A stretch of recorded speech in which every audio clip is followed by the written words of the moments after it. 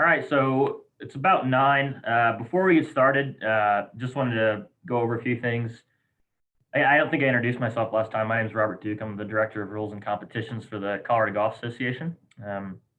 These are our Rules Mondays. These are developed to kind of supplement our in-person seminars we typically do, which are usually 2 to 4 hours, and we're still going to do those online. But these are more of a deep dive in, and again, in Colorado, we're at a time now we're not necessarily playing golf, so we certainly have time to do this. So this is our second out of about 11 or 12 I'm going to be doing for the rest of the spring every Monday. And again, if you miss one or want to share one or whatever, we're going to have this video we're recording right now posted on our website, on the rules website, shortly after each seminar. So if you miss it, certainly don't need to be here every Monday at 9, or if you miss a few in a row, you can watch those or just always go back and do those. So just keep an eye on that. But thank you all for being here today. We're going to get started.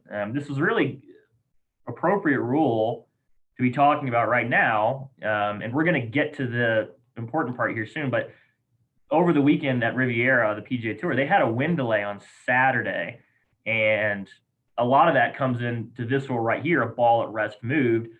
There's a video of, I think, J.B. Holmes or John Rahm, their ball on the putting green wouldn't stay still. It kept rolling because the greens were so fast and firm, and the wind was blowing the ball. They had to suspend play. They couldn't properly play the game. And that happened to us, the CGA, at the end of the year, in early October. It happened for the junior event at Eisenhower. They had to cancel an event or to one round because it was just too windy. I mean, you could not play the game. And sometimes that happens. And that happened this weekend at the tour. That's going to be covered in Rule 9.3 a little bit. We're going to touch on that. But this is a really big rule. Last week, we started the whole Rules Monday sessions with Rule 8, which is, again, that foundation. Rule 9's got a lot of stuff in it. So we're going to cover a lot of stuff. And this is a very key rule, and there's a lot of meat to this rule. Unlike last week, I'm going to stop a little bit more during the presentation to do questions. I think last time I just went 8.1, 2, 3 and went through the whole thing and did questions at the end. We're still going to do that. So at the end, if you've got a question that's about this or about just something totally random, we're still going to have a Q&A at the end just to hang out and talk a little bit. So we're definitely going to do that. But if you have a question pertaining to anything, type it in the chat box. And when we get to these question slides, we're going to have Ashley read off 2 of them or so, and just to cover a few things. Some of them I might be covering later, but we're certainly not going to stop and do a Q&A for about half an hour because, again, there's a lot going on in this rule. So we're going to try to cover as much as we can here and in Rule 9, which is a really important one. So with that, we're going to get started here. So this rule is ball played as it lies and ball at rest moved. So what we're going to cover today is Rule 9.1, which is ball played as it lies. 9.2, deciding whether ball moved and what caused it to move. 9.3, ball moved by natural forces, kind of what I was talking about earlier at Riviera this weekend. 9.4, ball lifted or moved by the player. That's a big one. 9.5, ball lifted or moved by opponent in match play. 9.6, ball lifted or moved by an outside influence. That's also a very big one. And then 9.7, ball marker lifted or moved. So this is the entirety of the rule. We have 7 subsections. Last week we only had 3. This is a really big one. Most of them don't have this many, so there's a lot going on here. Some of them will get through quicker than others. And again, the whole function of this is we're just going to peel through Rule 9 and kind of take it apart and look at it and look at some definitions. And I'm kind of just annotating the way I look at the rules and the way I see them. So with that, with this slide right here, this is what I like to kind of think this rule as. When we get to 9.2, okay, did the ball move? Yes or no? We're going to decide whether it moved or not. Okay, if it did, then great. 9.3, 4, 5, and 6, that's kind of a subsection of that. If it moved, okay, now what? And that's going to cover 9.3, 4, 5, 6. Doesn't move, okay, we don't really need to pay attention to those so much. We're going to go to 9.7. So 9.3, 4, and 5, 3, 4, 5, and 6, they really hinge off of 9.2. So this rule is really structured pretty well, I think. I mean, the way they built it and the way they wrote it was really good. So we're going to explore all that. So remember, first thing we're going to start off with is the purpose statement. And again, this is kind of the ethos of the rule. This is a summary of saying what this rule is about at 30,000 feet. It's not rulemaking necessarily, but it's just got a good philosophy. It's good to just start off with this whenever you're reading a rule and say, what is this rule really about? It's kind of a Cliff Notes version of it. Again, not rulemaking, but still good things to cover. So this rule says the purpose of this rule is Rule 9 covers a central principle of the game to play the ball as it lies. Very, very key. If the player's ball comes to rest and is then moved by natural forces such as wind or water, the player normally must play it from its new spot. If a ball at rest is moved by anyone or any outside influence before the stroke is made, the ball must be replaced in its original spot. And players should take care when near any ball at rest. And a player who causes his or her own ball or an opponent's ball to move will normally get a penalty, except on the putting green. And when we look at this, it kind of hints that there's going to be a lot of exceptions in this rule, and there are, especially in Rule 9.4. There's 4 exceptions, and there's a lot going on there. But when you see the word, it says in the first bullet point, the player normally must play it from its new spot. In the third bullet point, the player normally will get a penalty. That's saying typically that's going to happen, but there are exceptions to it. The reason this rule is so complicated is because, if the rules were really simple, you can't move your ball, period. That's easy, but it may not be very fair because there's instances where you do move your ball on accident, or you're allowed or required to move your ball because of something else moved it. So a lot going on here. So this is a big rule, and we can see it here already that there's a lot of exceptions because it's saying normally, inferring there's other times where you might normally not get a penalty, which are the exceptions. So again, this is not a rule-making procedure right here, but I just want to start highlighting some definitions, right? So typically in the rules, the definitions are italicized. They are not italicized when they're at the top, when it says Rule 9 or in the purpose statements. There's a difference there, but this is a big concept to this rule, and it doesn't really pop up for a minute, so we're going to go ahead and cover it right now because it is so key. But we're looking at the word moved, and a lot of people know what that means, but the rules, again, in the confines of the definitions, mean something maybe a little different than what you might think, right? So under the rules of golf, moved would say, and this is the definition, when a ball at rest has left its original spot and come to rest on any other spot. And this can be seen with the naked eye, whether or not anyone sees it do so. This applies whether the ball has gone up, down, horizontally, in any direction away from the original spot. And if the ball only wobbles, sometimes oscillating, that's what the old rules had called it maybe, and stays or returns to its original spot, think, right, the Open Championship ball wiggles a lot on the putting green because it's so windy out there.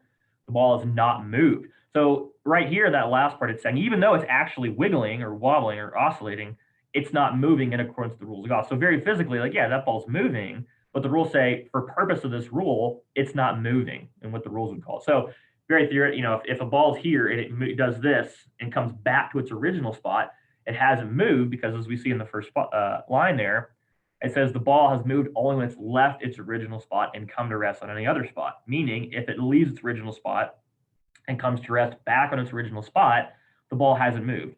Well, of course, we could have seen it do that, but according to the rules, it hasn't moved. So that's a key definition that really hinges this rule up. This rule, Rule 9, starting off, says this rule applies to a ball in play and at rest on the course, and applies both during a round and while play is stopped in Rule 5.7a. There's a difference here in Rule 11, which we're actually going to cover next week. Rule 11, this rule applies anytime a ball in play is in motion, meaning if you're on the putting green and you putt and someone hits your ball, that's not covered by Rule 9. So there's 2 separate instances where a ball might have been moved. Well, was the ball at rest or was it in motion? If the ball's at rest, Rule 11 is not going to apply. It's always going to be Rule 9. If it's moving, Rule 11 is going to apply. It's not going to be Rule 8. Again, we skip over Rule 10 next week, and we're going to go right to Rule 11. But again, an important thing to note, this is when the ball is at rest. And when we look at rest, that also infers, and the rules say this, that the ball is also in play.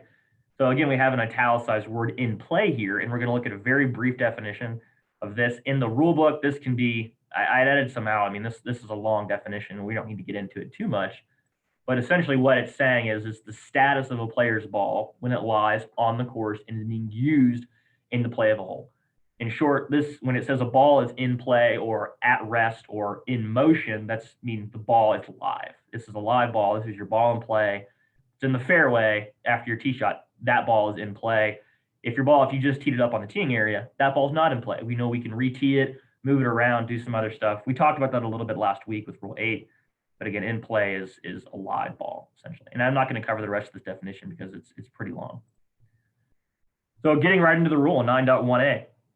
A player's ball at rest on the course must be played as it lies, except when the rules require or allow a player to play a ball from another place on the course or to lift the ball and then replace it on its original spot. So again, this is where there's kind of an exception. It's saying you have to play it as it lies, except in the rules require. So that could be your ball is near or in a no play zone. The rules will say you have to take relief or take penalty relief for this because you're not allowed to play from there. That's part of the rules. It's not something we cover today. That's down the road. Or requires a ball to be lift the ball and replace it on its original spot. I'm playing and someone else kicks my ball. I'm required to pick the ball up and not play it as it lies and put it back on its original spot. This is just kind of opening that door for that. So here we see the first instance of replace, which we're going to look at in depth here. Replace, again, is italicized, so it has a definition. And replace, and we're going to go through a few things here. It says to place the ball by setting it down and letting it go with the intent for it to be in play. And again, we see in play there, live ball. If the player sets a ball down without intending it to be in play, the ball has not been replaced and is not in play. And then whenever a rule requires a ball to be replaced, the rule involves a specific spot where the ball is to be replaced. Most commonly, we do it 18 times around at least, is on the putting green. Mark it, pick it up, put it right back down on that spot that you have marked with a ball marker. Going a little bit deeper into this is an interpretation to the rule. This is a new concept added in 2019. The definitions actually have their own interpretation. So the rule makers are able to consolidate some of the definitions or interpretations in the rule book and put them in the definitions, which is great, and it adds more clarity here. But it says, what is replacing? It says for a ball to be replaced in the right way, it must be set down and let go. This means the player must use his or her hand to put the ball back in play on the spot it was lifted or moved from. So it's very specific. And it even goes on to say, for example, if the player lifts his or her ball from the putting green and sets it aside, the player must not replace the ball by rolling it to the required spot with the club. If he or she does so, the ball is not replaced in the right way, and the player gets one penalty stroke under Rule 14.2b2 if the mistake is not corrected before the stroke is made. So what it's inferring here is that even if you mark your ball on the putting green, pick it up, and you roll it back over, even if you get on the right spot, you didn't do it with your hand, and it's very specific about that. You have to do it with your hand. It's also implying that, if you do it that way, the ball is back in play. Even though you didn't put it with your hand, it's inferring if you made a stroke here, you're going to get a penalty, one stroke penalty, which means that the ball is replaced in an incorrect manner, not that the ball was not in play. So when you roll it back on the spot, the rules are saying, okay, that's intentional. You've put the ball in play. In the definition, we looked at it in play. The rules are granting it in play. But again, you're going to get a penalty stroke. So it's not marking the ball and putting it off to the side and making a stroke at a ball that's not in play for those that know that interpretation. So very simply, this is the way to do it right here. This is how you replace the ball every time. Not with your foot, not with your club. I see that a lot, just casually. People roll the ball back with their club to put it back on the spot. They need to use your hand. That's a one-stroke penalty if you don't. So they're very specific about using a hand there. All right, moving on. In 9.1b, if the player's ball at rest begins moving after the player has begun the stroke or the backswing for a stroke and the player goes on to make the stroke, the ball must not be replaced no matter what caused it to move. So in this case, you've already hit the ball. When your club's going back, the ball moves and you hit it, you don't get a redo. You've made a stroke, you play the ball from where it came to rest. Instead, the player must play the ball from where it comes to rest after the stroke. And if the player calls the ball to move, see Rule 9.4 to find out if there's penalty. Essentially, the answer is yes, unless you accidentally cause it to move on the putting green. We know that if you accidentally cause the ball to move on the putting green, you're not going to be penalized. And we talk about that a little bit here, more specifically in Rule 13. But if you cause, you pull your club away immediately and the ball moves and you hit it, you cause that ball to move. You're not going to be penalized for playing a moving ball. That rule in Rule 10 specifically states in this situation, go to Rule 9.1b. That's the rules kind of talking back and forth to each other there. And in this one, we see the first mention of stroke, which we all kind of know, but the definition for stroke is the forward movement of the club made to strike the ball. That's the intent. Made to strike the ball. I'm intending to swing down and hit the ball.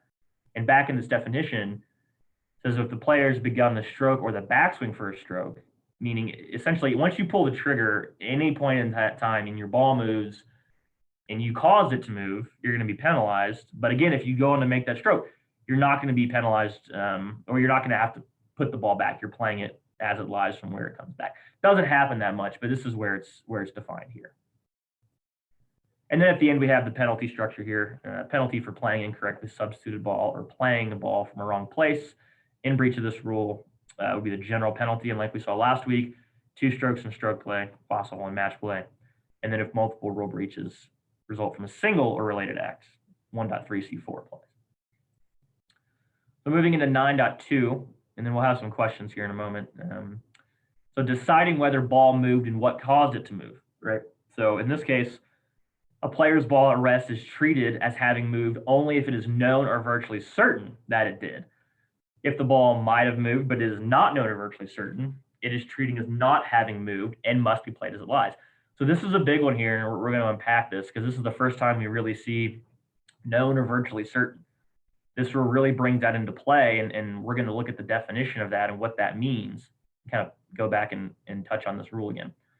So the standard for deciding what happened to a player's ball, for example, whether the ball came to rest in a penalty area, which we get to in a few weeks, whether it moved or what caused it to move, which is what we're talking about here, it says known or virtually certain means more than just possible or probable. It means that either there is conclusive evidence that the event in question happened to the player's ball, such as the player or other witnesses saw it happen. You know, I'm looking away, someone sees the wind blow my ball. That's a witness that said, hey, I saw your ball move. There's knowledge or virtual certainty there. And then secondly, although there is a small degree of doubt, all reasonably available information shows it is at least 95% likely that the event in question actually happened. All reasonable available information includes all information the player knows and all other information he or she can get with reasonable effort and without unreasonable delay. So meaning if you can't take a timeout and take 20 minutes to go try to figure this out, you're saying, did anybody see it, move? No, nobody saw it. Okay, we did all that was reasonably use all the reasonably available information, and we determined maybe the ball didn't move. In that case, we're fine. If it's not known or virtually certain the ball moved, then it's treated as not having moved. And in this, it says at least 95%. So here they assign a value to it. So it's not 100%, but it's not 50%. So I think it used to be more than likely, and now it's saying 95%. So it's almost a certainty, or again, knowledge or virtual certainty is what the rules are going to use, right? So in this case, when you read the rule like this, a player's ball at rest is treated as having moved only if it is 95% certain that it did, right? So if the ball might have moved, but this is not 95% certain, it is treating as not having moved and must be played as it lies. So when we look at this, going back here, when officiating, I would, if a player had called me over, I'd say, ask them about the ball move. I'd say, did the ball move? And if they said, well, I don't know, that's not 95%. So if they're not sure the ball moved, in this case, it's not treating as having moved. Now, again, if someone's in the fairway and they accidentally kick it, okay, there's knowledge or virtual certainty that the ball moved. But and sometimes players are near their ball and then it's windy and then they look and they don't know if it moved or not. You got to be 95% sure that the ball did move. If you're not 95% sure, then the ball didn't move. And that's what the rules are treating it as, right? So we've got all that information there to decide whether it is. But again, when officiating, I would just ask, did the ball move? And if they say, yeah, it moved, we're over that 95% line. If they say, yeah, I don't know, that's not 95%. So they need to be 95% sure that it moved. So when a player's ball at rest has moved, so we've determined, yes, it has moved. Okay, we got to decide what caused it to move. So it must be decided what caused it to move. And this determines whether the player must replace the ball or play it as it lies and whether there's penalty. So in this case, the rules only recognize 4 possible causes for a ball at rest to move before the player makes a stroke. So no matter what caused the ball to move, there's 4 areas where the rules will slot it in to say this one of 4 things is what caused it to move. And that's only the case. So if we know the ball moved at this point, if the ball didn't move, then we're not really going here yet, right? So we're saying the ball moved. There are one of 4 things that the rules denote that would cause it to move. The first, and these are also in order in the rules here, you'll see, natural forces such as wind or water, it's rule 9.3. The player, including the player's caddy, rule 9.4. The opponent in match play, including the opponent's caddy, 9.5. And then an outside influence, including any other player in stroke play. So again, earlier when I showed you that, with the columns and then 9.3, 4, 5, and 6 were kind of tabbed over, that's what this is right here. Okay, the ball moved. One of these 4 things caused it to move, right? And then at the end here, and this is important because sometimes we gloss over the blue text here, but in this case, it's really important. because it says in foursomes, either partner may act to the side, and action by the partner is treated by action by the player.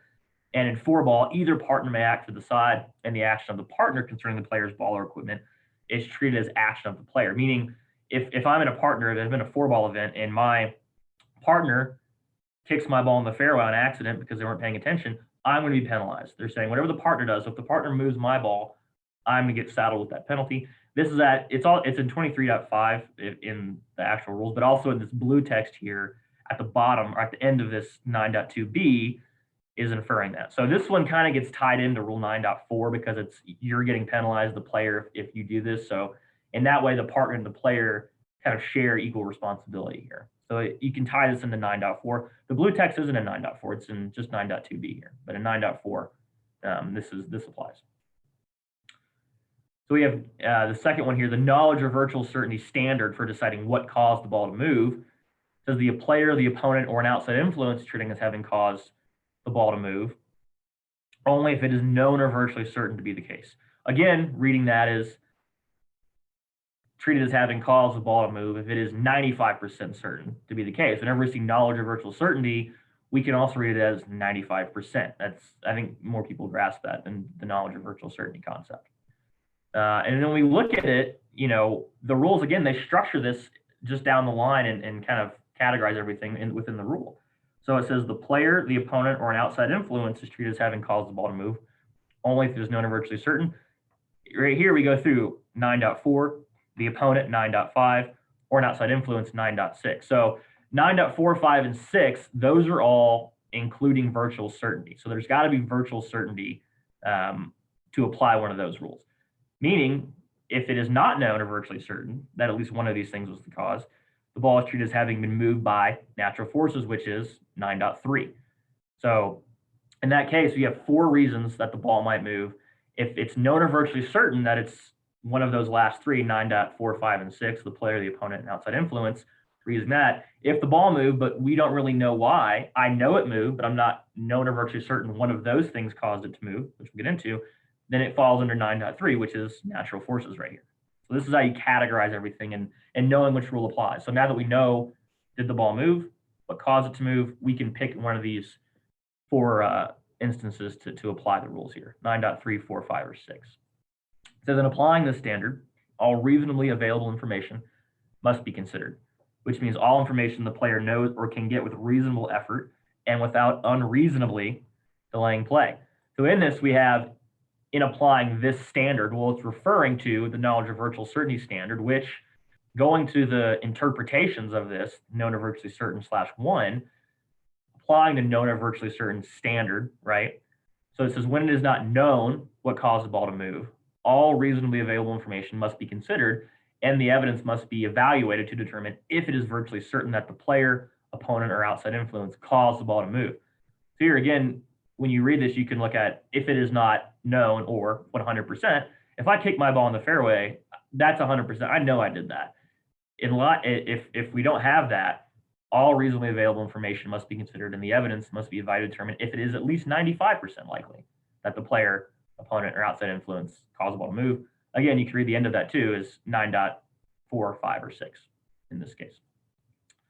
And then moving on with that interpretation, this is depending on the circumstances. And again, that's a big key there, depending, right? It's all in the moment. There's not every situation is the same. There's certainly different golf courses and different temperatures. I mean, it's an outdoor game. There's a lot going on. All reasonable information may include, but it's not limited to, and it gives some examples here, the effect of any actions taken near the ball, such as movement of loose impediments, practice swings, grounding the club, and taking a stroke, the time elapsed between such actions listed above in bullet point 1, and the movement of the ball, and then the lie of the ball before it moved, such as on a fairway, perched on longer grass, on a surface imperfection, on the putting green. Again, on a golf course, there's a lot of surfaces, and sometimes they're in good, bad condition, fast, slow condition. So it certainly depends on that. And the conditions of the ground near the ball, such as the degree of slope or presence of surface irregularities, etc. And finally, wind speed and direction, rain, and other weather conditions. So again, using those 5 things, you could say, well, my ball moved immediately after I moved a twig behind my ball. My ball was lying on a pretty steep slope. and, I moved the twig and it rolled immediately. We can probably say from all reasonably available information, you probably caused that ball to move. But if you're standing away from your ball 5 feet and it's on that and it moved, and we're going to look at a video about that in a minute, you could say, well, all reasonable information says I probably didn't cause that ball to move. So there's 5 things going on here that you kind of have to take into account. And these are just good examples of it, but a lot of it's common sense. I mean, again, if you ground your club immediately behind the ball and then it moves almost right away when the ball's in the rough, this is going to say, yeah, you probably caused that ball to move. And that happened again last week at Pebble. Maverick McNeely behind one of the greens, as soon as he laid his club down, his ball moved right away. Well, okay, that's based on this. We're going to say, yeah, you probably caused the ball to move. And it's known or virtually certain that you probably caused the ball to move here. So the penalty is going to apply.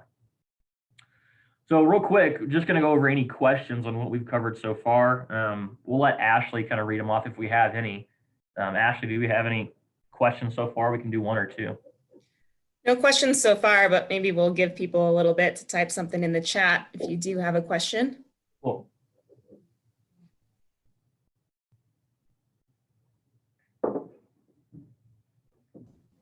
Robert, this is Tim Hershey. I have a question. Yeah. Now, let's say a player is in the habit of doing a forward press before he starts his backswing. And while doing that forward press, he causes the ball to move, but then he immediately goes into the backswing, strikes the ball. And I just wonder, how is he penalized? Is he penalized under Rule 9, or does he get the general penalty for playing from a wrong place? Well, I guess a lot of it, that's a good question. I mean, a lot of it would depend, did the ball move? And again, like we talked about, if it's not known or virtually certain that the ball moved and the ball treating is not having moved. So if we ask the player and say, hey, when you, forward press or when you pull the trigger to start your backswing, did the ball move? And they said, I don't know. I don't think so. Okay, well, then we're not going to penalize them because the ball didn't move. If we say the ball did move, the player says, yeah, as soon as I pulled it back, the ball moved. I would say anytime they start that process and in the rules, it's very particular about the stroke or the backswing for the stroke. It doesn't really say anything about the forward press because that's not necessarily a stroke. Most people, especially, maybe if you're taking a lesson, would consider the forward press the trigger point a lot of times for the swing.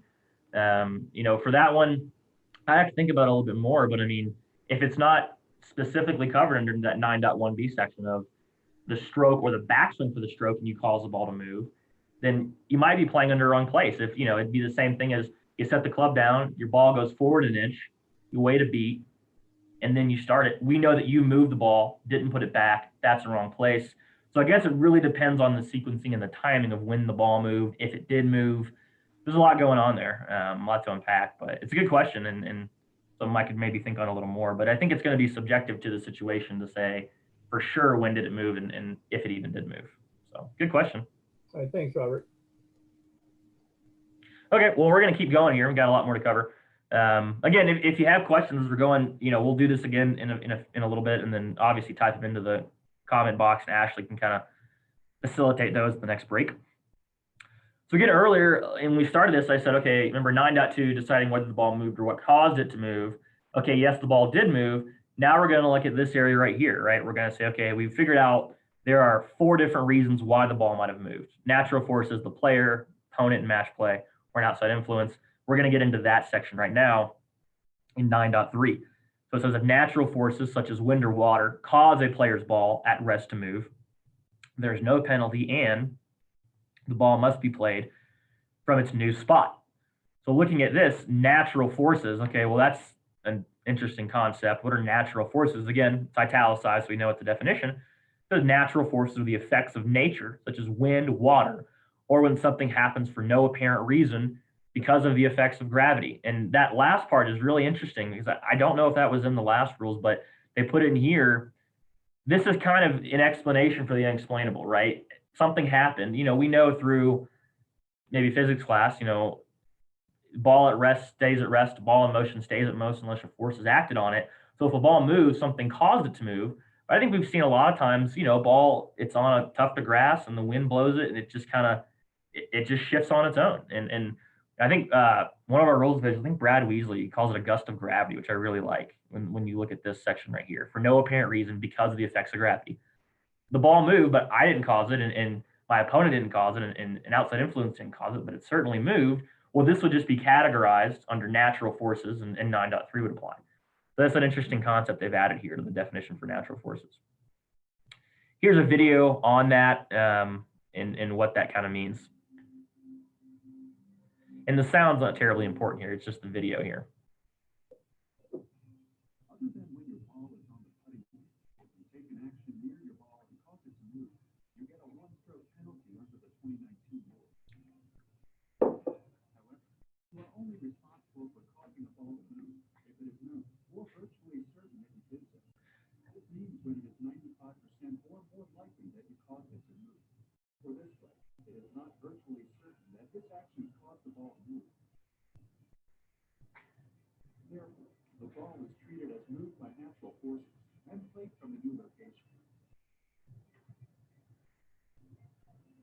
To learn more, please visit usga.com. All right. So in that situation, we saw that the player very obviously, based on those 5 things, the player didn't cause the ball to move. We know that the ball was moved by wind, and the player knows that the ball was moved by wind. So in this case, the ball was moved by natural forces. It says here there's no penalty and the ball must be played from its new spot. So this is one of those exceptions like we saw earlier where it says, when the ball moves, it normally must be put back. It also said if it's moved by natural forces, typically you're going to play it from where it comes to rest, which is right here, 9.3. The exception we're going to see now is the putting green, right? It says the exception here, the ball in the putting green must be replaced if it moves after having already been lifted and replaced under 13.1d. So if the player's ball on the putting green moves after the player had already lifted and replaced the ball on the spot from which it moved, the ball must be replaced in its original spot, which if not known must be estimated. And this is true no matter what caused the ball to move, especially and including natural forces. So here the important thing is it's already been lifted and replaced. And what we talk about here in our in rule seminars is once you've marked the ball in the putting green and picked it up, you own that real estate. You own that spot until you make a stroke from there. So when you put it back, whether you move it or in this case natural forces, the wind moves it and it's on a really slick putting green and it rolls down, you've already marked, lifted, and replaced. You see it a lot, maybe like Augusta National, right? If a player's ball is really on a precarious part of the slope, they run up there and they mark it right quick. And as soon as they've done that, they own that spot. And even if they put it back and it will keep rolling, they got to replace it back there. That gets into a whole other procedure, but you see that a lot on really slick golf courses where they're trying to own that spot. So in this case, that's what it's talking about here. And it says this is on the putting green. So this is very specific. And we see putting green, okay, we're going to look at real quick, rule 13, in this case 13.1d2, where it's talking about this. So in this case, the exception is saying, look at rule 13.1d2 if this happens. It says when if natural forces cause a player's ball on the putting green to move, where the player must play from next depends on whether the ball is already lifted and replaced on its original spot. And again, we see here already been lifted and replaced. So it depends very much when you've done this or not. And we're not going to get really deep into this. We're going to cover it right quick. Again, we covered this in about 2 or 3 weeks in rule 13, but it says if the ball has already been lifted and replaced, which is again what we're looking at here. And again, at the bottom here, it says 9.3, says the ball must be replaced in its original spot, which if not known must be estimated, even though it was moved by natural forces and not by the player, the opponent, or outside influence. See 9.3 exception, which is exactly where we are. So the rules are bouncing back and forth here, referring to one another to say, go see this one, go see that one in either case, but they're the same thing. It's referring to this one. So if the ball has not already been lifted and replaced, the ball must be played from its new spot. See rule 9.3. So again, the key here is lifted and replaced. So mark, lift it, put it back down, you own that spot. Otherwise, you can imagine on a par 3, you hit your tee shot on the side of a slope on the putting green, or anywhere for that matter, and on your way up, the wind causes the ball to take the slope and roll down. It could be closer to the hole, farther from the hole. It doesn't matter because that's still technically a live ball. You haven't marked and replaced it yet. In essence, that ball is still in motion because any force that acts on it, anywhere it goes at this point, natural forces rather, the ball is going to be played from that new spot. Now, if someone else came along and kicked it or picked it up, that's different. We're going to see that in an outside influence in 9.6. But in this case, if natural forces move the ball, you haven't touched it yet, that's a live ball. You're playing it from where it comes to rest. So it's very key about marking, lifting, and replacing on this one. Any questions right quick on 9.3 before we move to 9.4, which is quite a bit longer?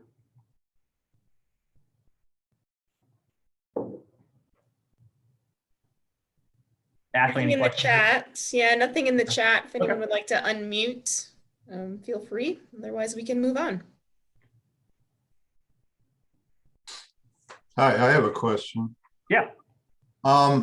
If someone hits your ball, your opponent from the tee box hits your ball in the fairway, Mm-hmm.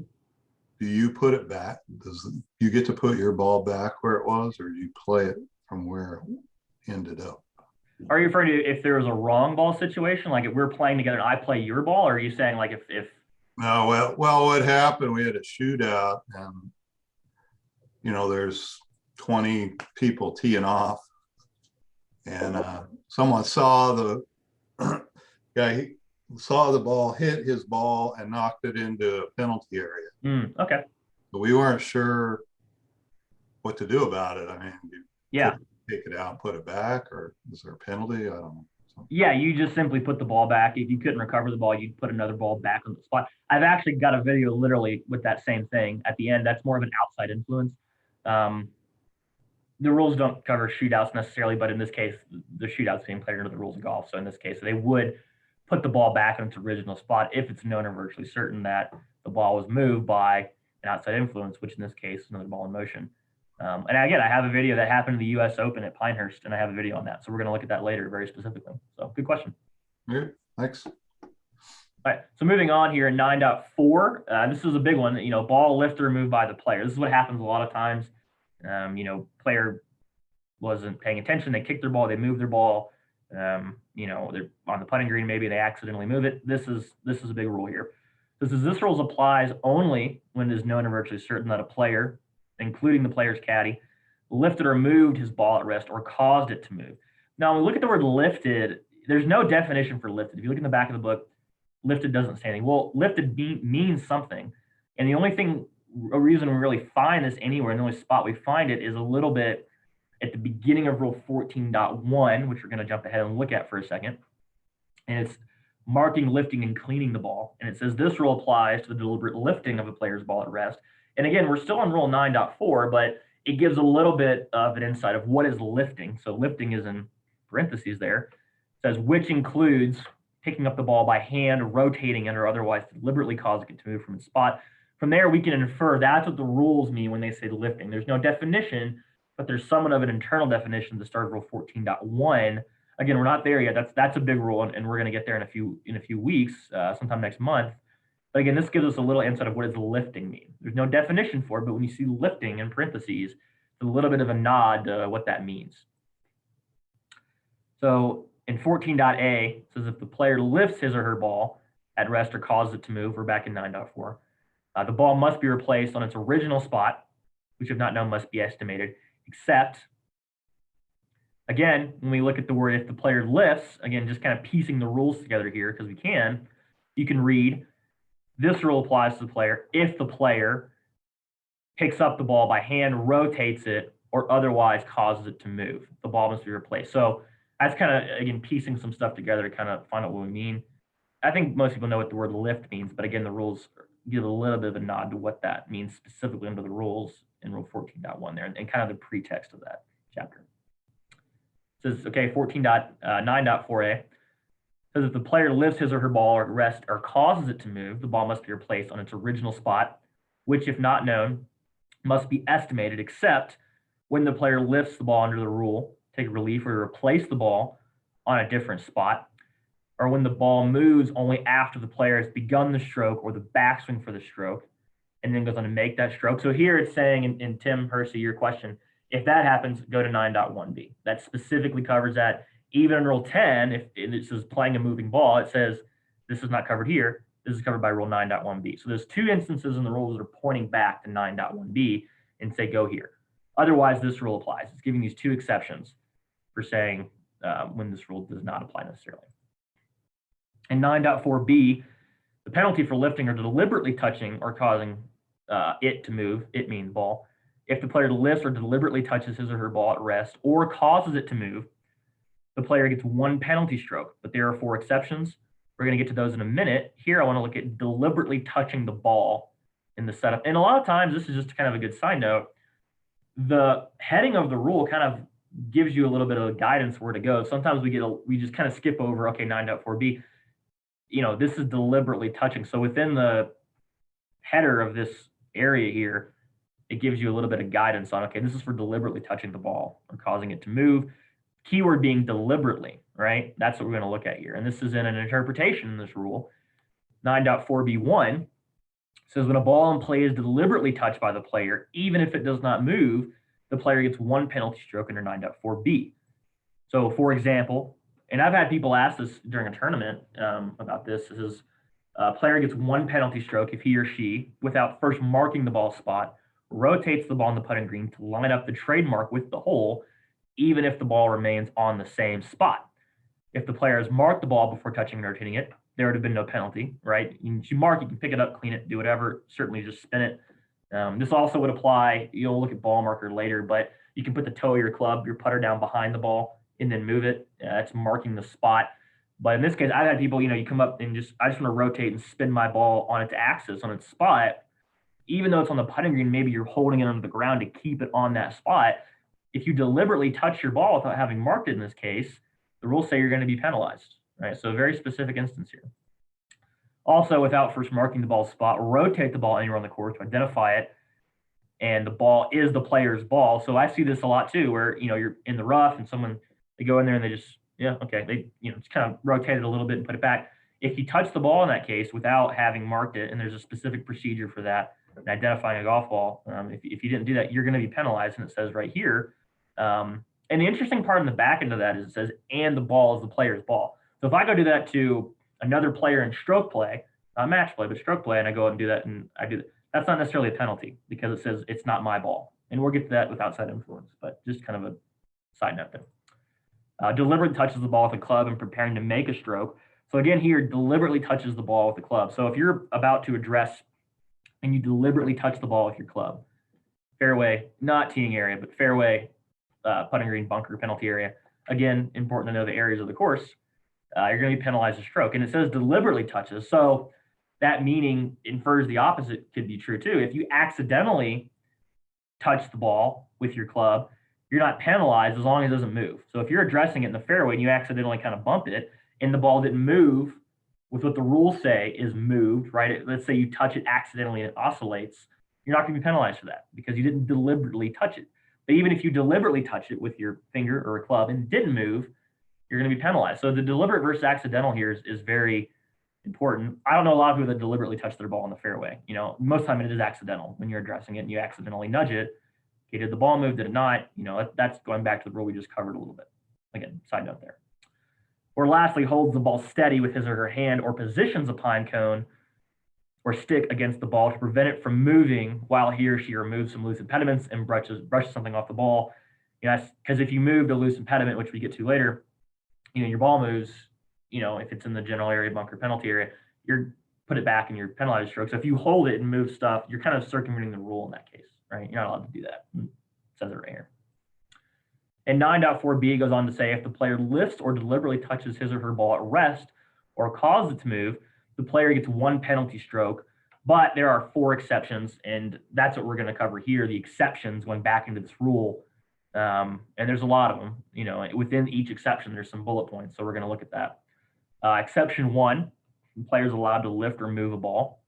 There is no penalty when the player lifts the ball or causes it to move under a rule that allows the ball to be lifted and replaced in its original spot. Again, for instance, marking the ball in the putting green, picking up, putting back down, you're allowed to lift and move it. We know that. Requires a move ball to be replaced in its original spot. So, again, I'm playing in stroke play and someone accidentally in my group kicks my ball.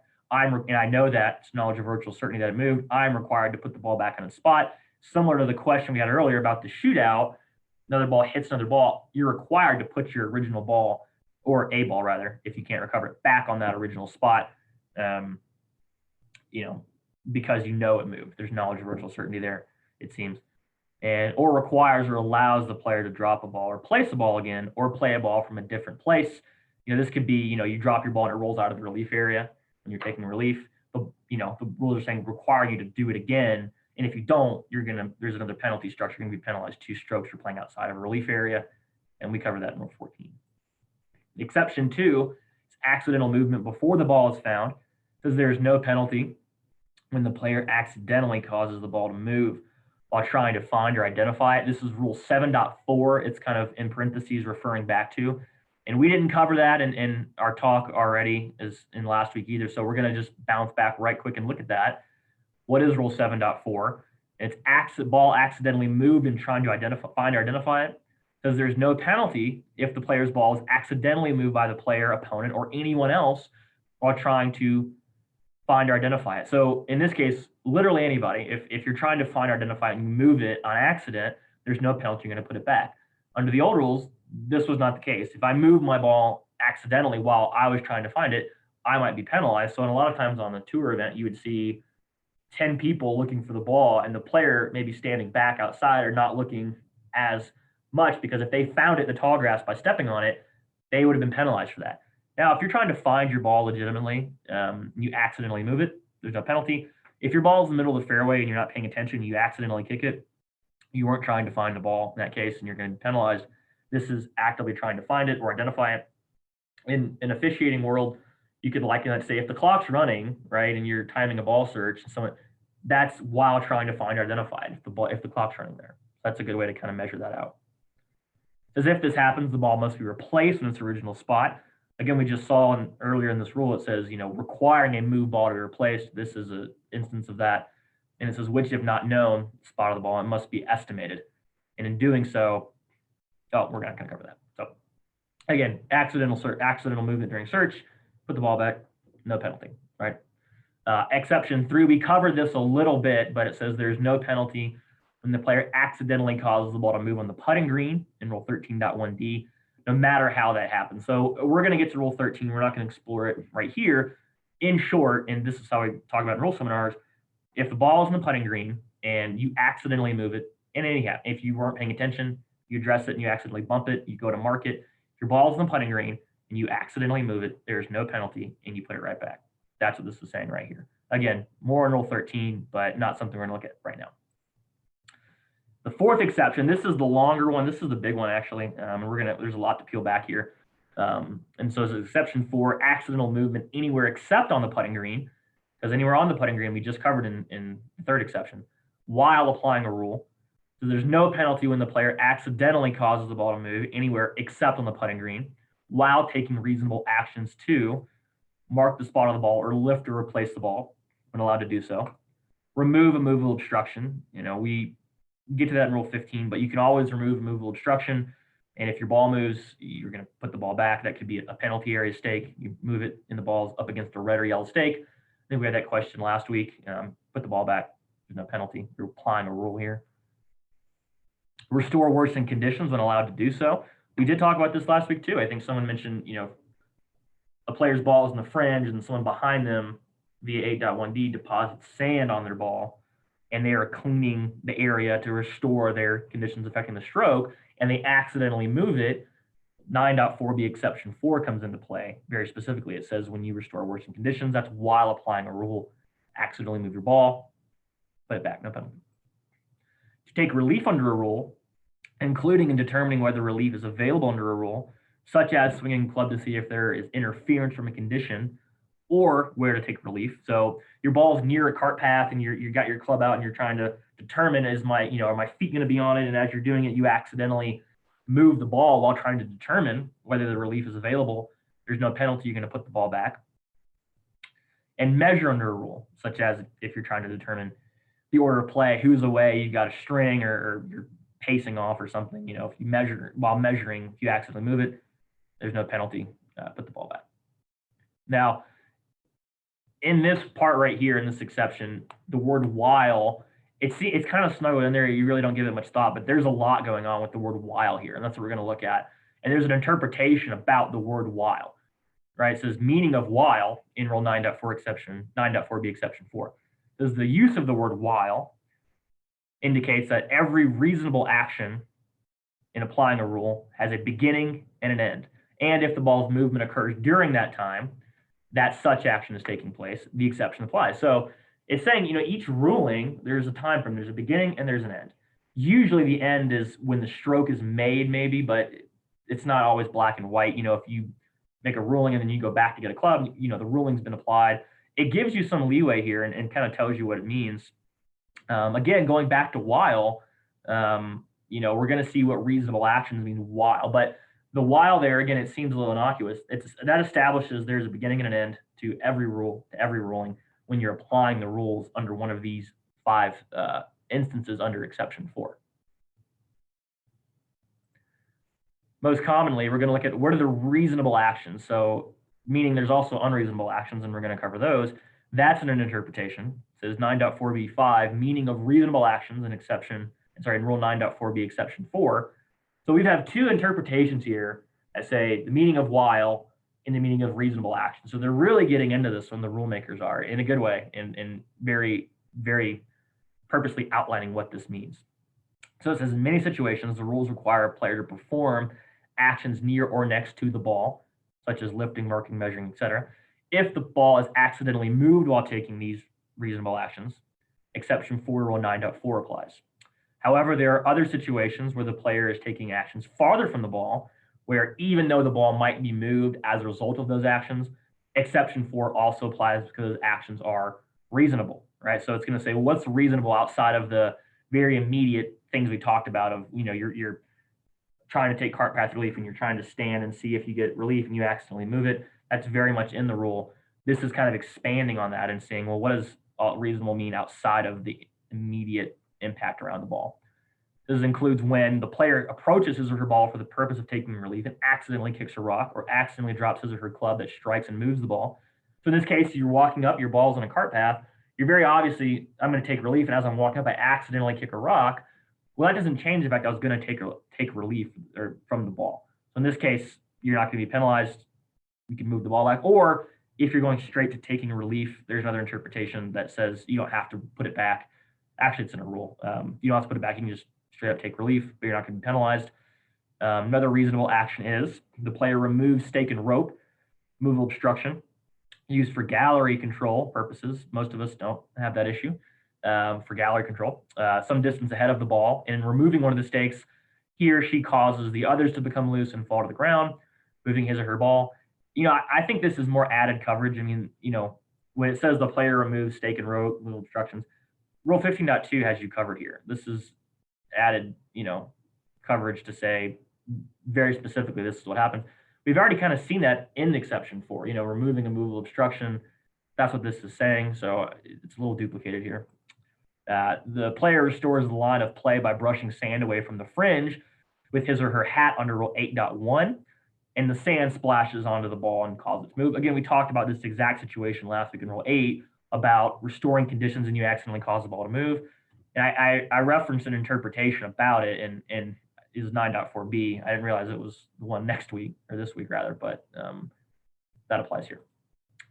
And it says in other situations, exception 4 to Rule 9.4 does not apply because the player's actions are not reasonable, right? So now it's saying, well, what's unreasonable? When do you not do that? These include the player approaches their ball to take relief and kicks a rock in frustration that accidentally strikes and moves the ball. The player throws a club down into the relief area in preparing to measure, and the club accidentally strikes and moves the ball. So here the player's been careless in these 2 instances, right? And then the player lifts a bunker rake or his or her club and throws it out of a bunker. The rake falls back into the bunker, striking and moving the ball. So what I was saying, these aren't reasonable in taking relief. When you take relief, it's not necessarily reasonable to toss something out of the bunker and it comes back and hits your ball. If you need to be careful and you need to toss the bunker rake, maybe it wouldn't hit the ball. But in this case, you're being careless. And in these 3 instances, kind of the connecting thread I see is, kicks, throws. It's kind of these frustration moves, right? You're kicking something in frustration. You're throwing something, not actually in frustration, but you're being a little careless in this case. And the rule's saying these are unreasonable. That's kind of how I look at it there. Again, going back, these are the reasonable actions. These are reasonable here. Exception 4 applies. So penalty for playing an incorrectly substituted ball or playing a ball from a wrong place in breach of Rule 9.4, general penalty. Right? And then if multiple rule breaches result in a singular related acts, you see 1.3c4 there. So that's the end of 9.4 at the moment, and we're almost done. 9.5 is pretty quick, and then 9.6 a little bit there. But any questions or anything, Ashley, in the chat box? And if not, we'll just keep moving. Robert, we had one come in and I think you answered it after it was typed. So Terry, if you have a follow-up question, feel free. But the question was, what if you accidentally touch the ball and it moves an inch? I think we got it, but let us know if you have something else. Yeah. Well, again, it depends on what area of the course was the ball in. Right? We talked about last week. One of the 5 areas of the course is if the ball is in the teeing area with the putting green and you accidentally touch it and moves an inch, no penalty and we put it back. If the ball is in the bunker penalty area or general area and you accidentally touch it with your club and it moves an inch, you're going to be penalized 1 stroke and you got to put the ball back. So again, that's what we started out last week with Rule 8. What area of the course? I can't just blanket statement say, yeah, if you move your ball an inch, you're going to get penalized. We just saw in the putting green that's not the case. Accidentally, of course. And one other question here from Gary. When replacing a ball, for example, a ball that was hit by another ball in the fairway, can the player clean the ball? Yeah. And I think we talked a little bit about this last week, and there's 4 instances where the rules give where you can't clean a ball. And that is if the ball is assisting or interfering with play. To see if the ball is cut or cracked, you can't clean it at all. To identify it, you can clean it only as extent necessary to identify it. Or if you're seeing if you're allowed relief from a condition, meaning, is my ball embedded? I'm going to mark it, pick it up. No, it's not. Put it back. I can't clean it. In those 4 instances, you cannot clean a ball. So in very literally, and this is actually on our rules test that we posted online that I made. It's kind of a weird loophole. If the ball moves, it doesn't, once the ball's in your hand, you're lifting and putting it back. The rules do not say anywhere that you cannot clean the ball in that case. It's one of those things that's almost permission by omission, to where it says, well, it doesn't say you can't do it. I don't agree with it. It doesn't feel right. But again, very literally, if you were to ask, is this a penalty? I'd have to say no, because it's not listed anywhere. Good question. And again, it's not, go look, it's in Rule 14.1, but go look at those 4 instances and nowhere in there does it say when you're replacing a ball after moving it via another ball, or let's say accidentally moved during search. I think that's the way it's phrased on the test. Accidentally, I could theoretically clean it because it doesn't say I can't do it. It's like, can I hit this shot on 1 foot? Well, the rules don't say I can't do that. So by inferring, that means I can't hit the shot on 1 foot, obviously. Not recommended though. I have a question. Yeah. Help me out here. I see a gap in the rules between 9.4 and 9.5 that allow a player in stroke play to pick up another player's ball without directly being penalized for that action. Yeah. Not my imagination. You know what? Let's table that because we're going to cover that 9.6 because a player in stroke play is an outside influence. So we've got some very specific slides on that, I think. So good question. We're going to lead into it after we cover 9.5. Okay. I think to answer it, we're going to have some material on that. Because I'm talking stroke play. Yeah, absolutely. Stroke play, 9.6. If I don't answer it at the end of 9.6, let me know, but I think we're going to cover it pretty well. All right, so 9.5. This is the ball lifted or moved by an opponent in match play. This rule applies when it is known or virtually certain that the opponent, including the opponent's caddy, lifted a player's ball at rest or caused it to move.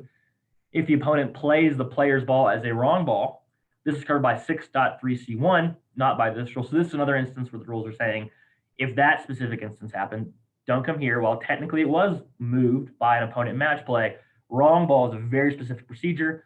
Go to 6.3c1, and it's pretty easy. You lose the hole. You play the wrong ball in match play.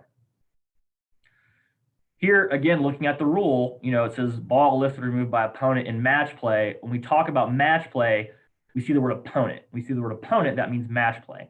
So those mirror each other. So whenever you're taking an exam or whatever, a test or anything, whenever you see opponent, you automatically go to match play. And again, this is a definition. You see it italicized in the first line there. An opponent is the person a player competes against in a match. The term opponent applies only in match play. So a lot of times on TV, you'll hear them say, and it's kind of innocuous, it's not a big deal, but they'll say, oh, their opponent, and it's a stroke play round. Well, when the rules say opponent, you're always thinking match play. It only applies in match play. So in stroke play, they're used to be called fellow competitors. Now they're called other players. In a very technical sense, sure, everyone's your opponent because you're trying to beat everybody in a stroke play round. But when you see opponent in the rules, it's saying this is a match. This is A versus B or a team match. It's one-on-one, right? That is a match. In match play, I don't care what the group behind me is doing. I'm just playing the person in front of me. So 9.5a moving in says when lifted or moved, ball must be replaced. If the opponent lifts or moves the player's ball at rest, the ball must be replaced on its original spot, which if not known must be estimated, except when the opponent is conceding the next stroke, a hole or the match, or when the opponent lifts or moves the ball at the player's request because the player intends to apply a rule to take relief or to replace the ball on a different spot. So here, very briefly, we're going to look at the word conceding and what that means and how this really applies to this specific rule in this exception here. Back in 3.2b1, conceding the next stroke, this is allowed any time before the opponent's next stroke. The player may concede the opponent's next stroke by deflecting or stopping the opponent's ball in motion only if that is done specifically to concede the next stroke and only when there's no reasonable chance the ball can be held. So here it says you can deflect or stop a ball. So if we're playing a match and I'm playing at somebody and they have a putt for birdie and the ball's gone past the hole a little bit, it's still moving, the ball has no chance of being held, I can just hit it back to him and say, yeah, that par putt you would have had is good. That's not a good idea because maybe the ball would have rolled out to 4 or 5 feet outside of the circle of trust, and that doesn't matter. You've already conceded. But the rule here says that that's allowed. That's an exception there to say if you do touch the ball in motion, and this is a good change. I think it happened in the President's Cup too between Jordan Spieth and Louis Oosthuizen.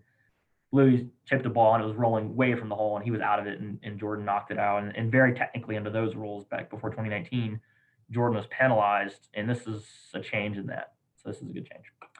Again, that's digressing a little bit back in Rule 3, but as it goes on to say, if the opponent lifts or deliberately touches the player's ball at rest or causes it to move, the opponent gets 1 penalty stroke, which there are several exceptions.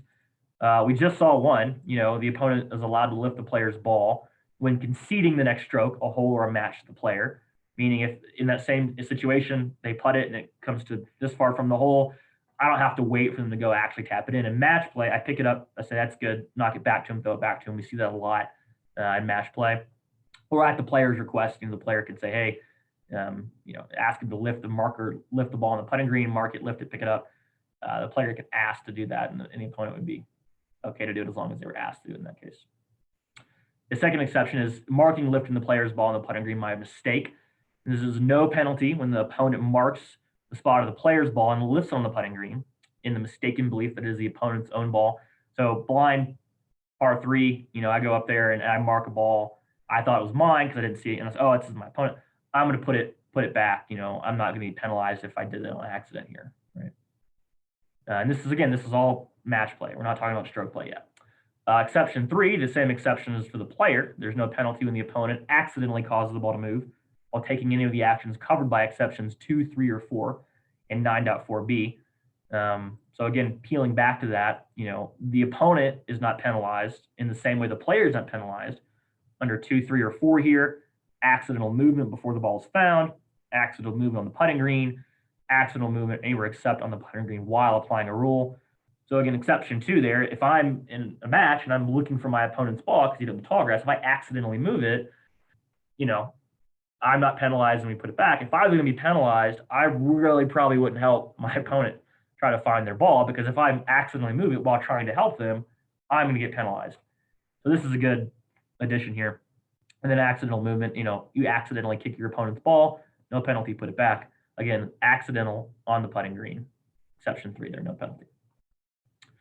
And then the penalty structure, 9.5, penalty for playing an incorrectly substituted ball or playing a ball from a wrong place, and breach rule 9.5, general penalty. All right, so we're going to get into 9.6. This is the 9.7. I know we're a little behind time here, but 9.7 doesn't take a long time at all. 9.6 is really important. This is going to answer the question you had, I think, about another player in stroke play moving another ball, and we'll get to that. But again, when we look at 9.2, did the ball move? What caused it to move? 9.6 is the last one, and really a really common one for outside influences, right? And we're going to cover what an outside influence is in pretty good detail. So it says, if it is known or virtually certain that an outside influence, including another player in stroke play, another ball, which is the situation we were asked about earlier, lifted or moved the player's ball. So here it's very specifically saying another player in stroke play is an outside influence. It used to be called a fellow competitor, and now it's just called another player in stroke play. It lifted or moved the player's ball. And actually, we're going to cover outside influence more in depth before we get there. And what is an outside influence? It's any of these people or things that can affect what happens to a player's ball or equipment or to the course. And is any person, including other player, and except the player or his or her caddy or the player's partner or opponent or any of their caddies. And we're going to cover this more in depth and kind of break this down a lot. Any animal, and it is any natural, artificial object or anything else, including another ball in motion, except for natural forces. So again, outside influence is a lot of things, right? It's any of these people or things in the world, right, or on the golf course. It could be any person, any animal, any person except the player's a caddy, player's partner, opponent, of their caddies, animal. And the third bullet point, an outside influence is any natural object or artificial object or anything else. I mean, that's very, very broad of what is an outside influence. So in this case, you have separate things in the rules of golf: a loose impediment, movable obstruction. While they're categorized as loose impediment, movable obstruction, they're also can be categorized, depending on what they are, as an outside influence, which is mostly everything. So in this case, you could have two rules that apply here. Maybe if something's a movable obstruction and an outside influence, how did the situation happen? That's how we're going to figure out how to apply it. And the way to look at an outside influence is not listing one of the literally hundreds of things that an outside influence could be. It's going the opposite direction and saying, well, what is not an outside influence? That's the easiest thing to do, because the list of an outside influences could be over hundreds of things. Whereas when we look at what is not an outside influence, right, the exceptions to an outside influence, there's 7 things essentially that can be considered not an outside influence. And that is anything, any person except the player, right, you, or their caddy, your caddy, the player's partner. And we saw that in Rule 9.2 in that blue text. If your partner does something, therefore you also would do something there. You'd breach the rule if your partner accidentally kicked your ball. Essentially, you would be penalized for that. You kicked your ball. The opponent, which we just covered in 9.5, or any of their caddies, that could be technically 5 and 6. And then the 7th thing is except any natural forces. Again, you break that down to wind, water, or a gust of gravity. But that's 7 things that an outside influence is not. So another way to look at it is this right here, saying an outside influence is any of these things without the exceptions there, right? And the rules, going back to this, looking at it, again, the easiest thing is to look at it from the opposite side, but the rules also break this down. This is why I like that slide where it has 9.3, 4, 5, and 6 kind of buffered over. It's because the rules, when talking about what an outside influence is not, it's including the other rules in these instances about what caused a ball to move. So in the very specific instance of a ball moved, an outside influence caused it to move. Well, by definition, it's listing those other 3 things, those knowledge or virtual certainty, maybe things in 9.4 and 9.5. That is not an outside influence. So for instance, natural forces is not an outside influence. That's Rule 9.3. 9.4, the player or their caddy, that is not an outside influence. 9.5, the opponent, that is not an outside influence. So through all those, when you look at that, the exceptions are except 9.3, except 9.4, except 9.5. You can look at it to say, at the top there, an outside influence, anything covered under 9.6 by default is not covered under Rule 9.3, 4, or 5. That's kind of how it fits together that way in an inverse way where, an outside influence is not these things. And if it's not covered by 9.3, 4, 5, it could be covered by 9.6. And the opposite also can be true. So again, just toggling back and forth, again, you look at 9.3, 4, 5, if it falls into those categories, it cannot fall into 9.6. And the definition is structured that way. So it's kind of an interesting way to look at it by just looking at what an outside influence is not. That's covered by those rules leading up to outside influence that we looked at earlier. Another way to look at it, again, really taking this apart, I don't like to use the player's edition much at all because it does leave some things out. It's the smaller book, and I think it's a useful tool when learning the rules for the first time.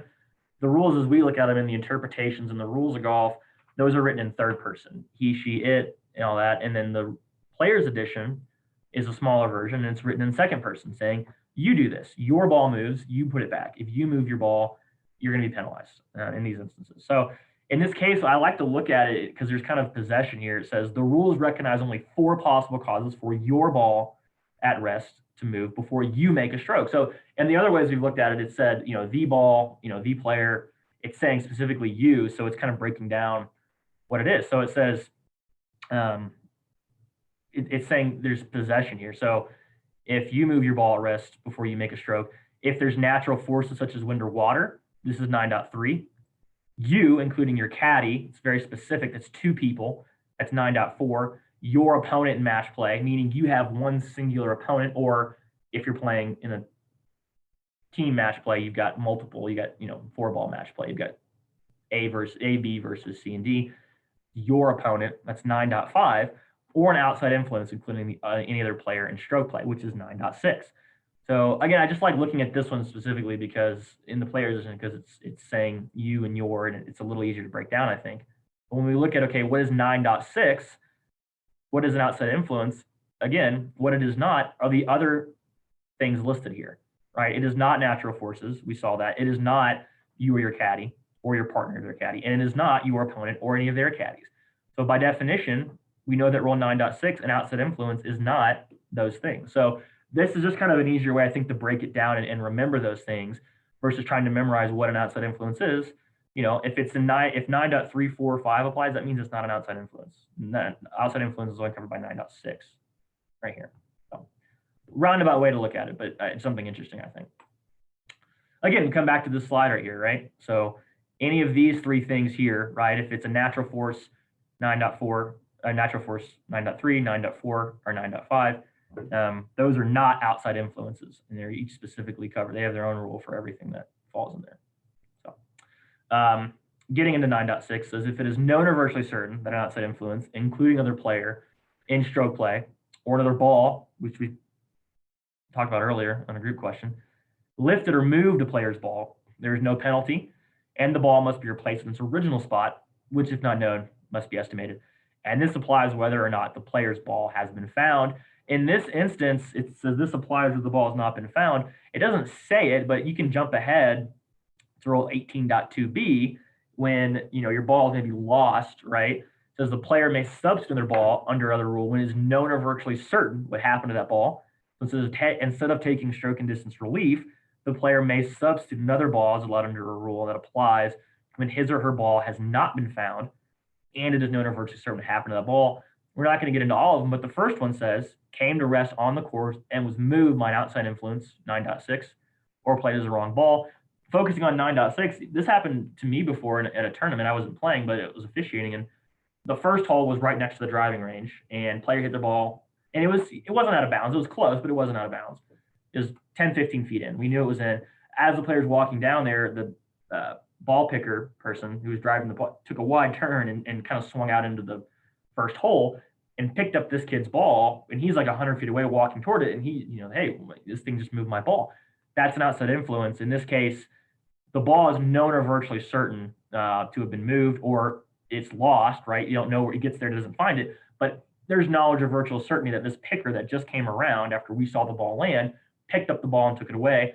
This would apply. You would operate under 9.6, ball being moved by an outside influence, and there's knowledge or virtual certainty. And again, going back, this applies whether or not the ball has been found, meaning we didn't have to go sift through all the balls that have been picked up because they're all white. So how are we going to do that in a timely fashion? So even though we didn't find the ball, there's knowledge or virtual certainty that an outside influence lifted or moved the player's ball. There's no penalty. The ball must be replaced in its original spot. In this case, the ball can't easily be recovered. The player would substitute their ball, place it back on that spot, play on, no penalty. So that's an important little instance there. And then it says, but it is not known or virtually certain that the ball was lifted or moved by an outside influence and the ball is lost. The player must take stroke and distance relief in rule 18.2. If the player's ball is played as a wrong ball by another player, that is covered by rule 6.3c2, not by this rule. So again, looking at comparing the two, in the first one, it's known or virtually certain versus it is not known or virtually certain, right? So if you hit your ball over a blind shot and you get up there and you can't, over a blind hill or something, you can't find it, you can't just automatically assume, oh, well, someone must have picked it up. The ball, if it's not known or virtually certain that it was moved by an outside influence or played as a wrong ball by another player, you're not allowed to take relief. Your ball's lost. You're not allowed to put another ball back on the spot. So again, in my instance, when I was talking about the driving range, there was knowledge or virtual certainty that it was moved, even though we couldn't find it. And again, if you just hit it over a hill and say, oh, well, the group in front of me must have got it, that's not good enough. There's got to be knowledge or virtual certainty. Now, if someone comes up and says, hey, man, I accidentally just played your ball, before you put a ball into play, if that comes to light, you can place the ball back on the spot. Here's a video we were talking about earlier about the U.S. Open. This Hey, Robert, can you turn your sound way up and see if we can hear it better this time? Oh, okay. Thanks. Yeah. There we go. Climbs up over that ridge and has a little bit of spin to it. It's going to come right back to it. I don't understand the club selection there, Johnny. Either one of them. How about those two shots? They might kiss each other. They did. Stenson's ball will be replaced to its original position. And we'll bring in Thomas Pagel from the USGA for a further explanation. So we're going to stop it right there because this took place in 2014, and some of the stuff that Thomas was saying about dropping a ball back on the spot, where if you didn't know where it was, that doesn't apply anymore. In this case, this is Henrik Stenson right there. His ball was there. He was sitting there watching Matt Kuchar chip. His ball got bumped ever so slightly, but still moved by Matt Kuchar's ball. It moved an inch or two. He sat there and watched. He's going to place the ball right back on that spot to where it moved. So in this case, I think that answers the question we had earlier about a ball being moved in literally this instance. So again, we're not going to finish the video because some of the rules they discuss are not terribly applicable anymore. So, but this, and again, in the rule 9.6, it says, an outside influence, including another ball in motion. In those parentheses, it's very much calling out that it's an outside influence as a moving ball, right? Another situation, this has got no sound, but you'll get the idea. And again, in this case, most of us don't play with spectators, but you can imagine how it could apply to a golf course that has other people on it. So, foul ball at a baseball game, found it. All right, let's just take it home. So this is an outside influence, right? It's any other person. That's not the player.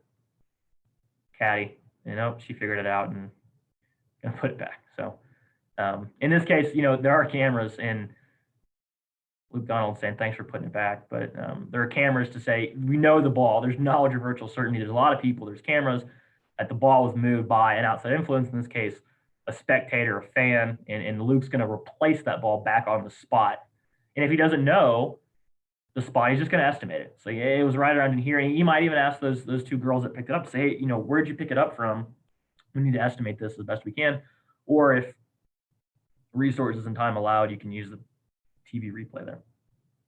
Again, normally not a luxury we have when officiating.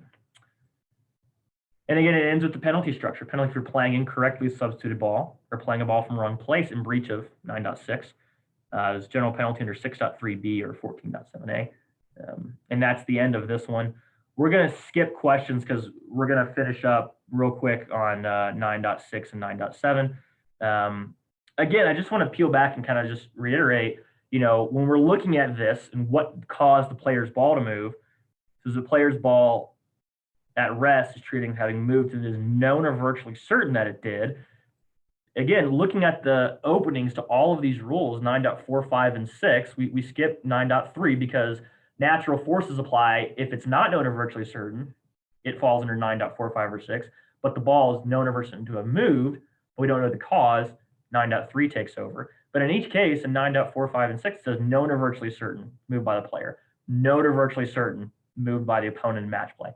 Known or virtually certain, lifted or moved by an outside influence. So in any case you apply any of these rules, it's got to be known or virtually certain that one of these things moved your ball, right? We got to have knowledge or virtual certainty. Again, 95%. And again, to go back, it says, if it is not known or virtually certain that at least one of these things was the cause, 9.4, 5, or 6, the ball is having been treated moved by natural forces, 9.3.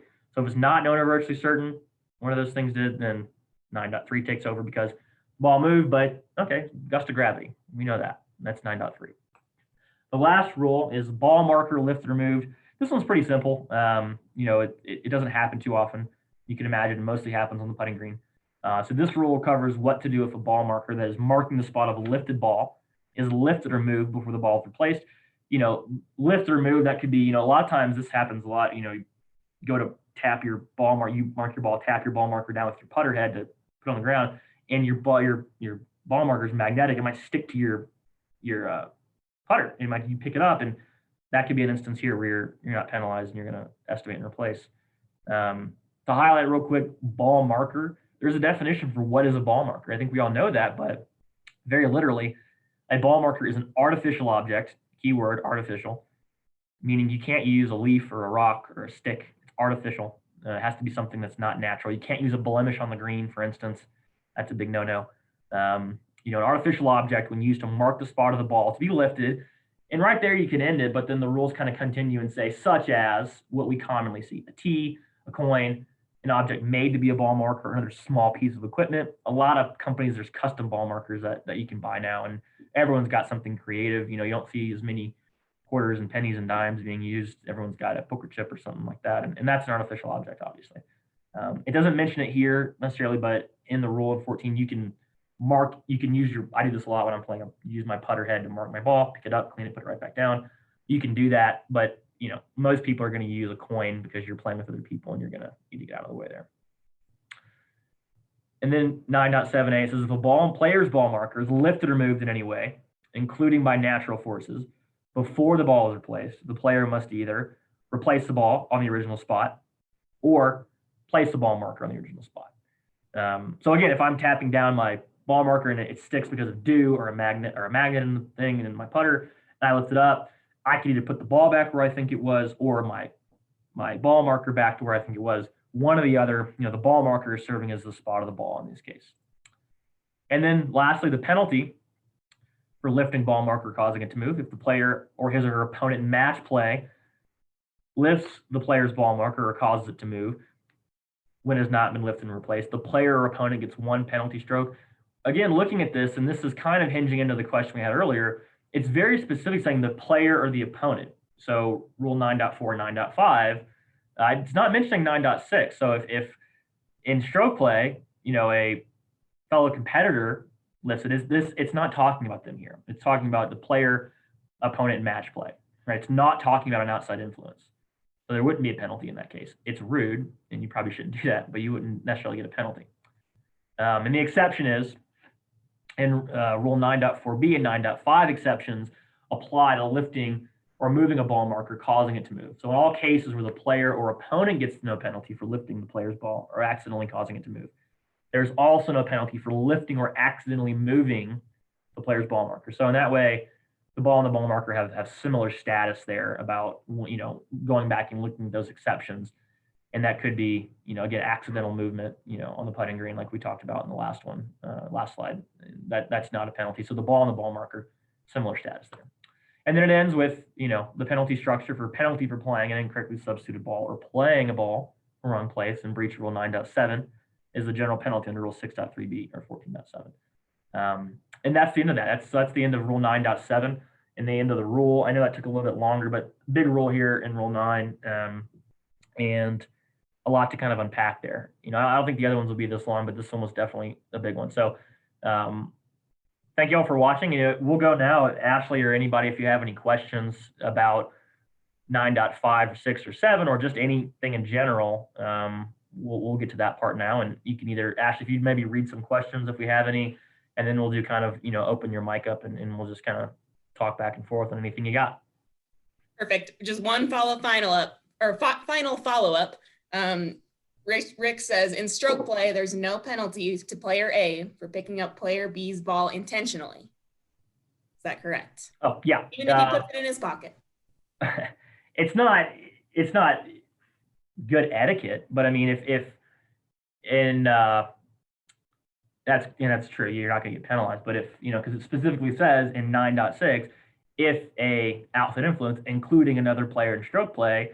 Now, if you're doing it for a malicious reason, you pick it up and throw it in the lake, there can be a penalty for conduct there. But if my ball's on the fairway and your ball's, and it's a stroke play round, this is stroke play, not match play. And I go up and I lift, I say, oh, is that my ball on the fairway? And I pick it up and look, oh, that's not my ball. Put it right back. I'm an outside influence. It's the same thing as if a squirrel ran by and picked up that ball or moved that ball, not picked it up, but moved that ball. Again, not good etiquette. If someone keeps doing it to my ball, I'm going to say, hey, quit picking my ball up. You can just look at it. But very technically, you couldn't penalize a player for that if they just picked it up in the fairway and said, oh, not mine. If it was theirs, they'd be penalized a stroke, but they kind of got lucky. They picked up the wrong ball. They put it back. If they put it back in a different lie or something like that, another rule applies, where you're recreating the lie if the lie was altered. But if it's just simply, oh, it's not my ball, put it back. Same on the putting green. Pick it up. Oh, it's not my ball. But there's no penalty there. So it's very strange, but very technically you're not going to get penalized for that. Again, poor etiquette, but not a penalty in that case. Yeah, it just seems like a gap in the rules there for me. They go out of their way to say you can't do that in match play, I presume for the purpose of the exceptions that later say except when it's legal to do that. But short of serious misconduct, if I pick up the guy's ball and put it in my pocket and walk away and he doesn't see me do this, his ball is lost. It seems unfair. Yeah, I agree. I mean, if there's knowledge of virtual certainty that we're in stroke play and you move my ball, again, we just covered a ball that's been moved by an outside influence. If there's knowledge of virtual certainty that an outside influence, such as yourself in this case, moved my ball, I'd have to, put it back. There is an interpretation in the definition of,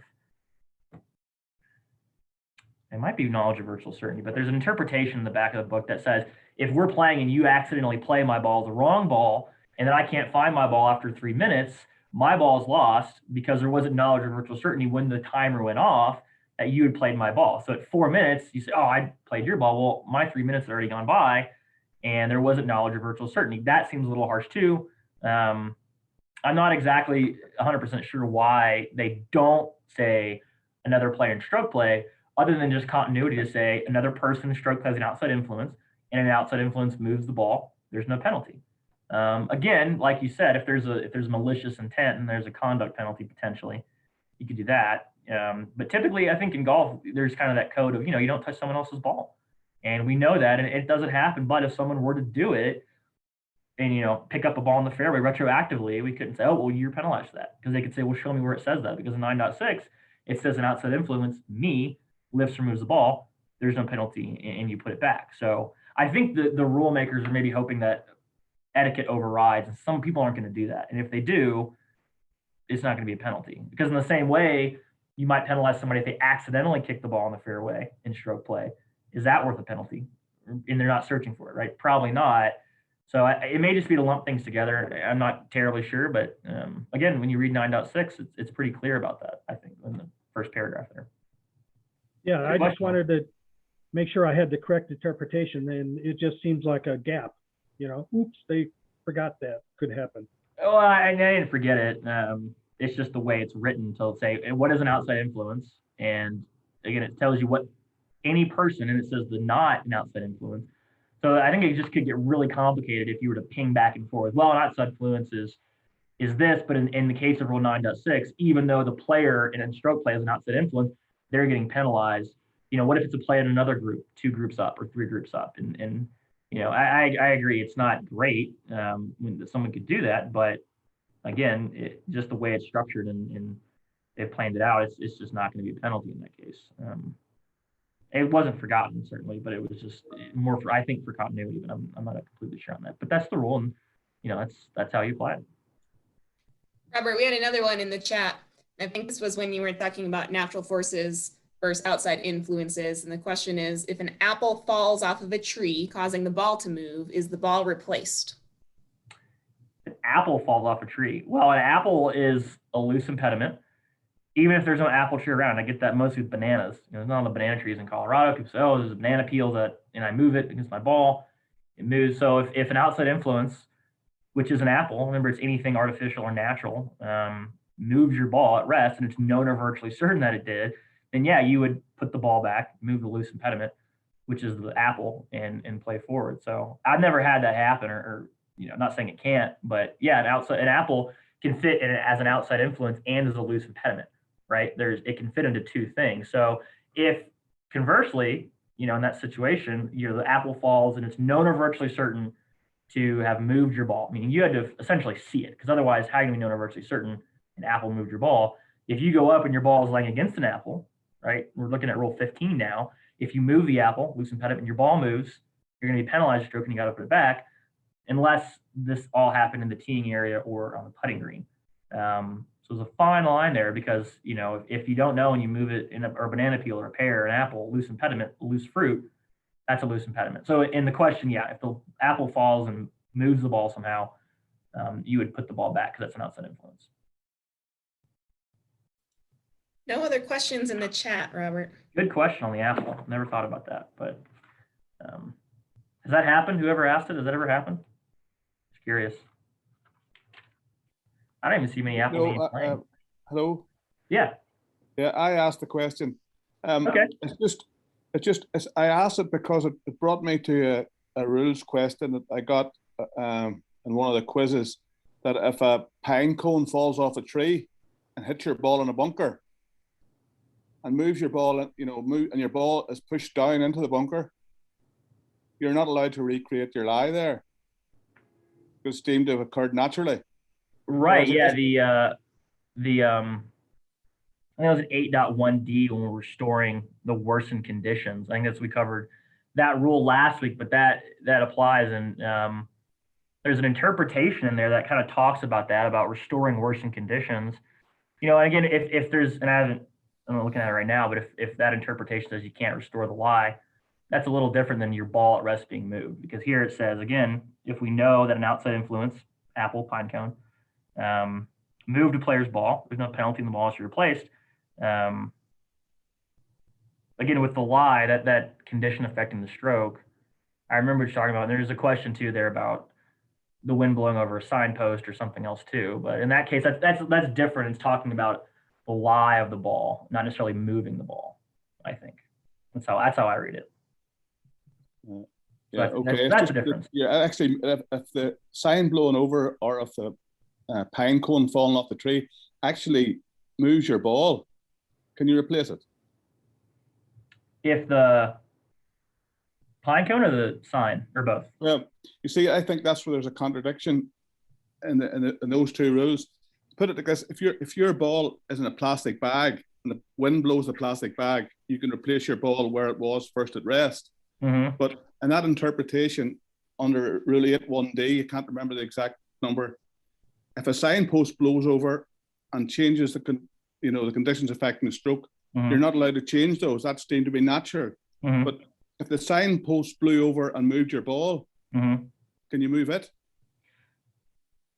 Yeah, I think that's different. I think when the ball's being moved, you're simply looking at 9.6. If we're looking at conditions affecting the stroke, that's 8.1, so that's separate. Is this Nigel here I'm talking to? Yeah. So I got your email about that, and I'm still thinking about it. It's a good question between those two instances and the interpretation 8 and then the plastic bag. Still don't have an answer for you. It's a good question.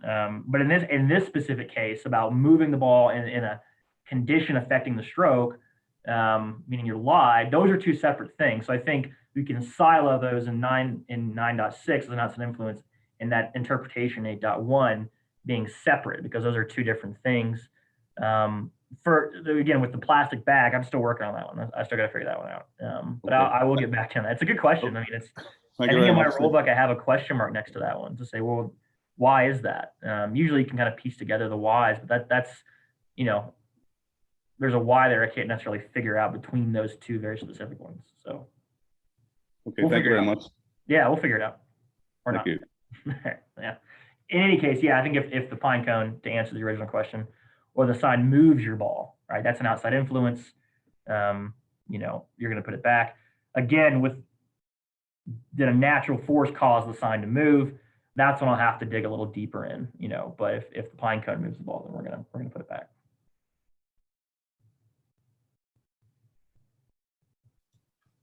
Any other questions, Ashley, or anybody else out there?